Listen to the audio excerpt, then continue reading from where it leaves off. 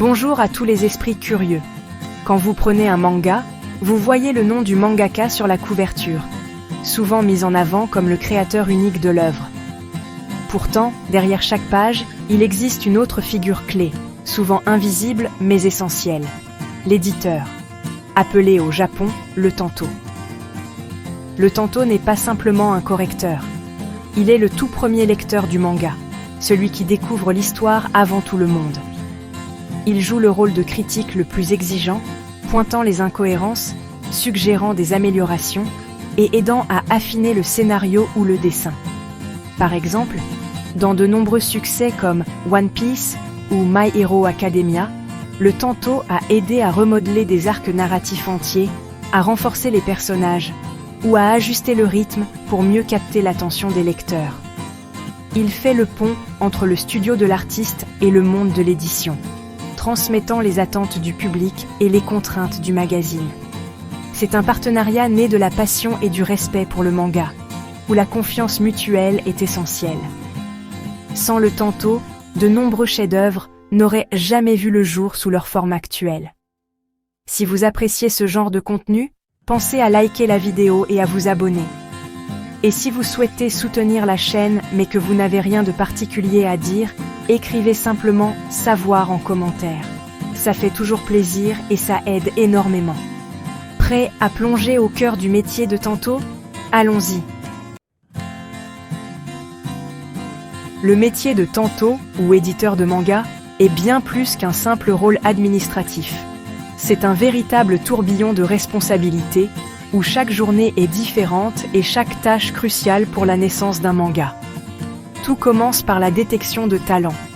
Le tanto parcourt des centaines de portfolios, scrute les réseaux sociaux et assiste à des concours ou conventions pour repérer les artistes prometteurs. Par exemple, certains éditeurs ont découvert des mangakas célèbres grâce à un simple dessin posté sur Twitter ou lors d'un concours amateur. Ils passent au crible les soumissions, assistent à des conventions comme le Comiket ou la Jump Festa et discutent avec de jeunes artistes pour évaluer leur potentiel.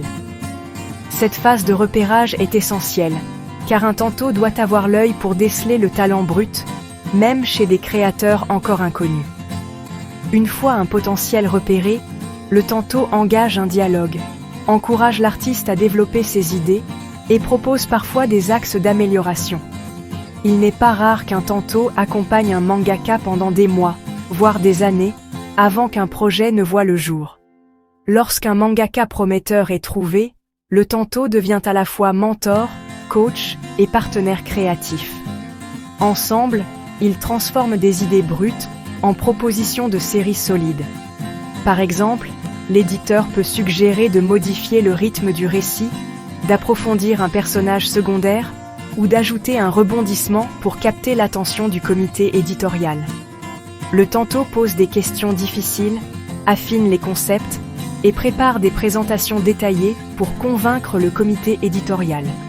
Il doit anticiper les objections, défendre la vision de l'artiste et parfois négocier des compromis pour que le projet soit accepté.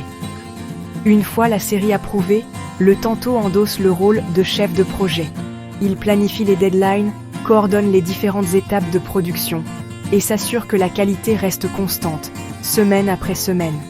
Par exemple, il doit gérer les imprévus, comme un retard de l'artiste ou un changement de dernière minute imposé par la rédaction.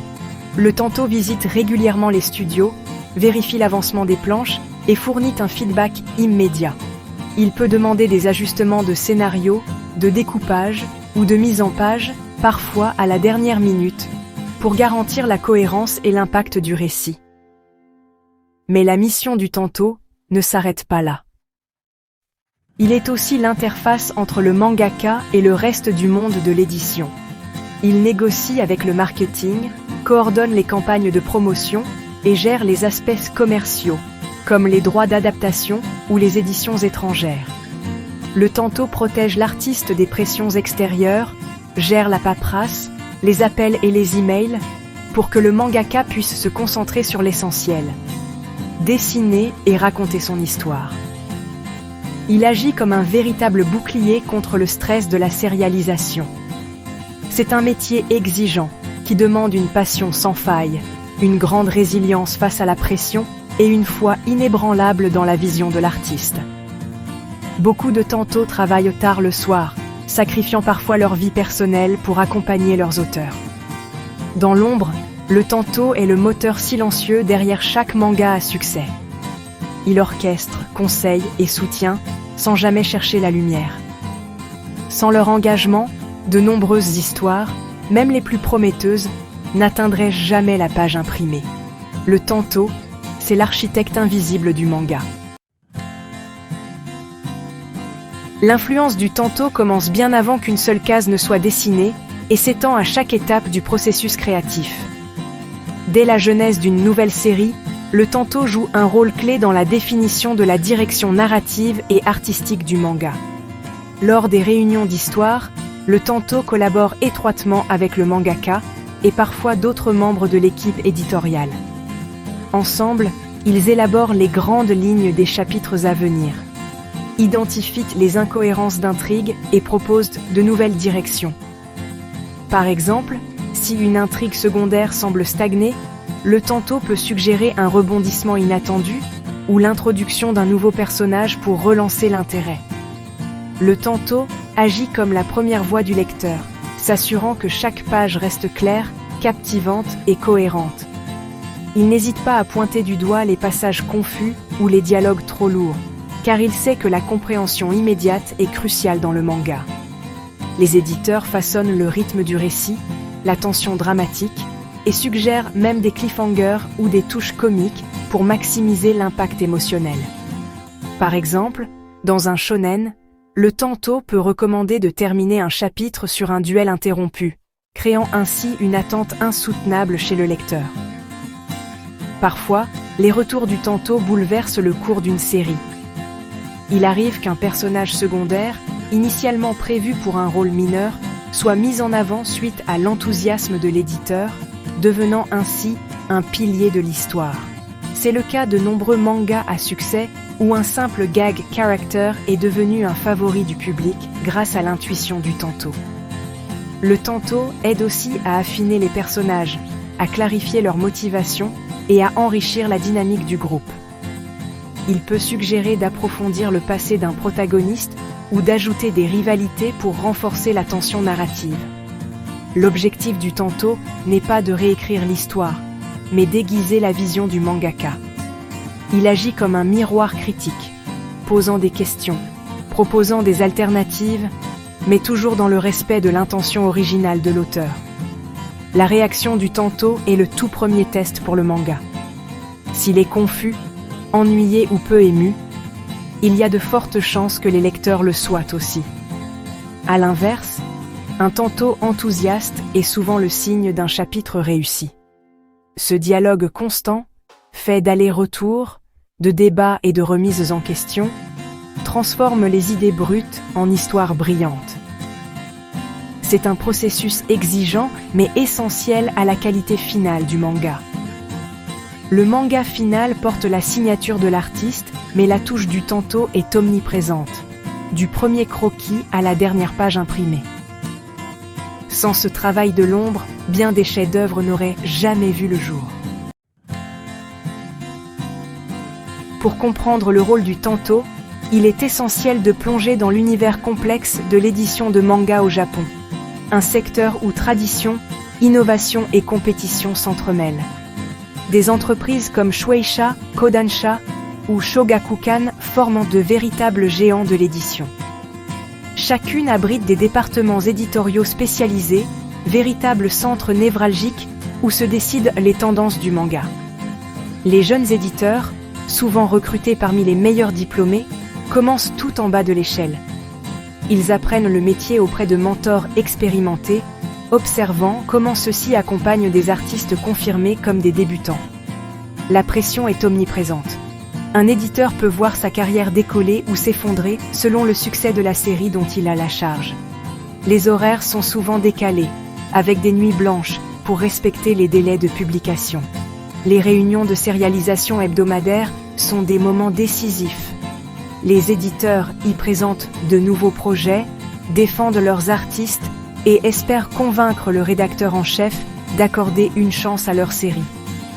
Par exemple, c'est lors de ces réunions que des titres comme One Piece ou Shingeki no Kyojin ont été validés. Une fois la série lancée, sa survie dépend des sondages de lecteurs, publiés chaque semaine dans les magazines.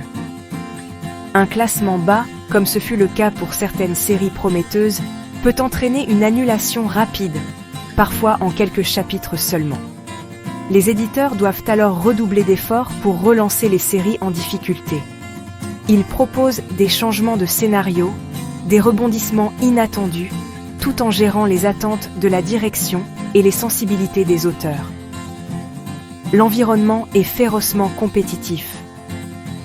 Chaque éditeur cherche à découvrir le prochain grand succès, ce qui pousse à une innovation constante, tant sur le plan artistique que commercial.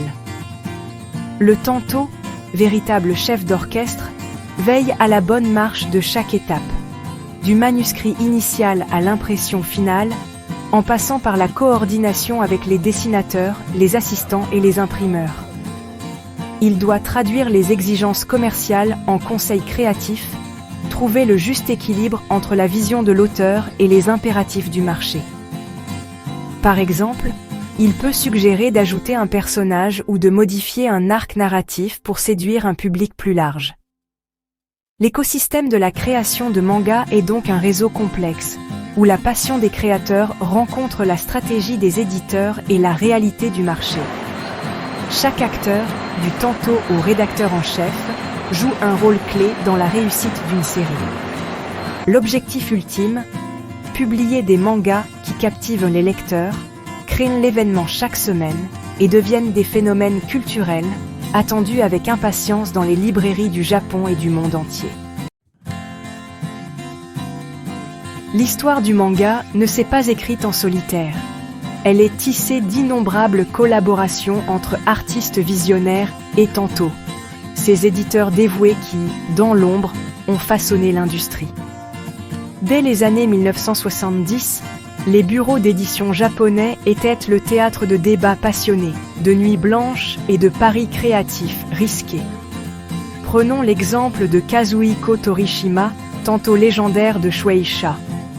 C'est lui qui, flairant le potentiel d'Akira Toriyama, l'a poussé à quitter l'humour déjanté de Dr. Slump pour se lancer dans l'aventure épique de Dragon Ball.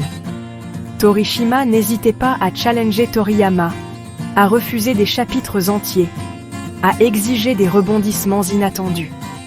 Leur relation était si intense que Toriyama s'est inspiré de son éditeur pour créer le personnage tyrannique du roi Piccolo, clin d'œil à leur dynamique parfois explosive. Torishima racontait que, pour chaque idée refusée, Toriyama revenait avec une proposition encore plus audacieuse. Cette rivalité créative a donné naissance à des arcs narratifs devenus cultes et a redéfini le shonen moderne. Dans le shoujo manga, l'impact du Tanto est tout aussi décisif. Pour La Rose de Versailles, c'est l'intuition d'un éditeur qui a convaincu Ryoko Ikeda de recentrer l'histoire sur Oscar, personnage secondaire à l'origine. Ce choix audacieux a transformé le manga en un chef-d'œuvre féministe, bouleversant les codes du genre et inspirant des générations de lectrices. Les premiers Tanto, comme ceux qui accompagnaient Osamu Tezuka, ont posé les bases d'une collaboration unique. Tezuka, souvent surnommé le dieu du manga, consultait ses éditeurs sur chaque scénario, chaque découpage, chaque personnage. Ensemble, ils ont inventé des méthodes de travail encore utilisées aujourd'hui, comme le storyboarding en équipe et la relecture collective. Ces anecdotes illustrent une vérité fondamentale. Le manga n'est presque jamais l'œuvre d'un seul génie. C'est une alchimie entre la vision de l'auteur et l'œil critique du Tanto, qui agit à la fois comme mentor, challenger et confident. Le Tanto, véritable miroir et encre, guide l'artiste à travers les tempêtes créatives, l'aide à surmonter les blocages et parfois à trouver sa propre voie. Leur nom n'apparaît presque jamais sur la couverture, mais chaque annotation, chaque suggestion, chaque coup de crayon invisible du Tanto est tissé dans la trame même du récit. Sans le Tanto, de nombreux chefs-d'œuvre n'auraient jamais vu le jour, ou n'auraient pas eu le même impact. Leur rôle est fondamental dans l'évolution, la diversité et l'attrait durable du manga à travers les décennies. Derrière chaque grand manga, il y a un Tanto passionné, parfois exigeant, toujours déterminé à révéler le meilleur de l'artiste et à façonner le voyage de l'œuvre, page après page. Le rôle du Tanto, l'éditeur de manga, se distingue profondément de celui des éditeurs dans d'autres secteurs créatifs, comme l'édition de romans ou la production cinématographique. Dans l'industrie du manga, le Tanto n'est pas seulement un intermédiaire entre l'auteur et la maison d'édition. Il devient un véritable partenaire créatif, impliqué à chaque étape du processus, du concept initial jusqu'à la publication finale. Dans l'édition occidentale, les éditeurs de romans travaillent aussi avec les auteurs, mais la relation est souvent plus distante et ponctuelle. Par exemple, un écrivain de roman peut soumettre un manuscrit complet, puis attendre plusieurs semaines, voire des mois, avant de recevoir des retours éditoriaux. Les échanges sont espacés et l'auteur travaille souvent seul entre deux phases de correction. À l'inverse, dans le mangaka reçoit des retours presque quotidiennement.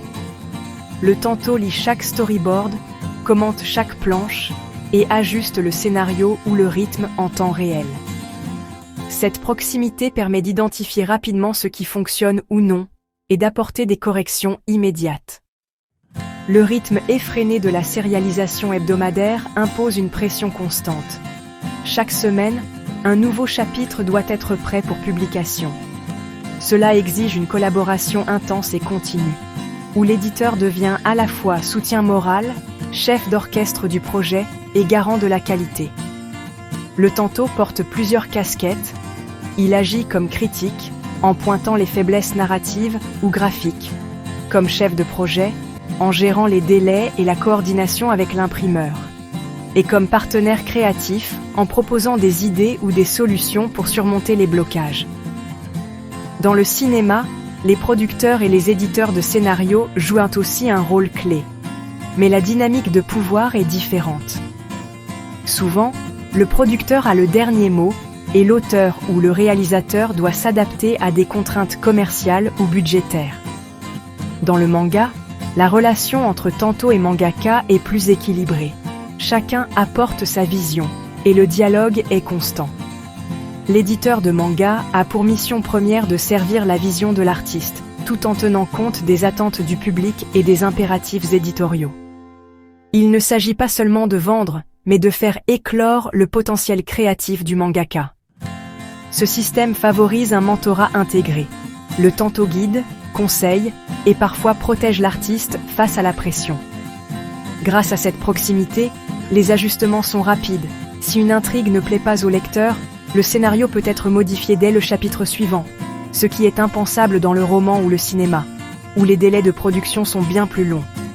Le résultat ? Un manga dynamique, réactif, capable de s'adapter au goût du public tout en maintenant une qualité élevée. Cette agilité explique en partie le succès mondial du manga. L'étroite collaboration entre Tanto et mangaka est une véritable arme secrète de l'industrie japonaise, permettant d'innover sans cesse et de fidéliser les lecteurs. Ce modèle de collaboration, basé sur la confiance, la réactivité et le dialogue créatif, pourrait inspirer d'autres domaines artistiques, qu'il s'agisse de l'édition littéraire, du cinéma ou même du jeu vidéo, pour encourager l'innovation et la qualité. L'ère numérique a bouleversé l'univers du manga, transformant en profondeur le rôle du Tanto. Aujourd'hui, l'édition ne se limite plus aux pages imprimées, tout commence souvent sur un écran, dans un flux continu de créations partagées en ligne. Les artistes en herbe peuvent désormais publier leurs œuvres sur des plateformes comme Webtoon, Pixiv ou Tapas, touchant instantanément des milliers de lecteurs à travers le monde. Par exemple, des séries comme Solo Leveling ou Lore Olympus ont bâti leur succès en ligne avant d'être adaptées en version imprimée ou animée. Face à cette explosion de contenu, les éditeurs ont dû s'adapter. Le Tanto d'aujourd'hui passe des heures à explorer les réseaux sociaux, à analyser les tendances sur Twitter, Instagram ou TikTok, et à repérer les talents émergents sur des plateformes de publication numérique. Un simple post viral peut révéler le prochain grand mangaka. Le rôle du tanto s'est élargi. Il est à la fois éclaireur ANR, repérant les perles rares, et mentor créatif, guidant les auteurs de webcomics vers une édition professionnelle. Par exemple, il accompagne un créateur qui a connu le succès sur Internet pour adapter son récit aux exigences du format papier en travaillant sur le rythme, la structure narrative et la lisibilité. Les formats numériques, comme les webtoons à lecture verticale, imposent de nouvelles techniques de narration, gestion du suspense, découpage adapté au scroll, couleurs éclatantes. Le tanto doit maîtriser ses codes tout en restant expert du manga traditionnel pour aider les auteurs à naviguer entre les deux mondes. Malgré ces évolutions, la mission centrale du tanto demeure: garantir la qualité éditoriale, soutenir la créativité des auteurs et orchestrer la gestion des plannings, qu'il s'agisse de publications hebdomadaires en ligne ou de sorties papier. Dans un océan de contenu numérique, le tanto doit trier, sélectionner et accompagner les séries prometteuses. Il aide les auteurs à se démarquer, à éviter l'épuisement lié à la pression des mises à jour fréquentes et à bâtir une œuvre durable. Par exemple, lorsqu'un webcomic devient viral, le tanto intervient pour structurer le projet, proposer des axes d'amélioration et envisager des adaptations. Impression, produits dérivés, voire animation. Il transforme un succès éphémère en franchise solide.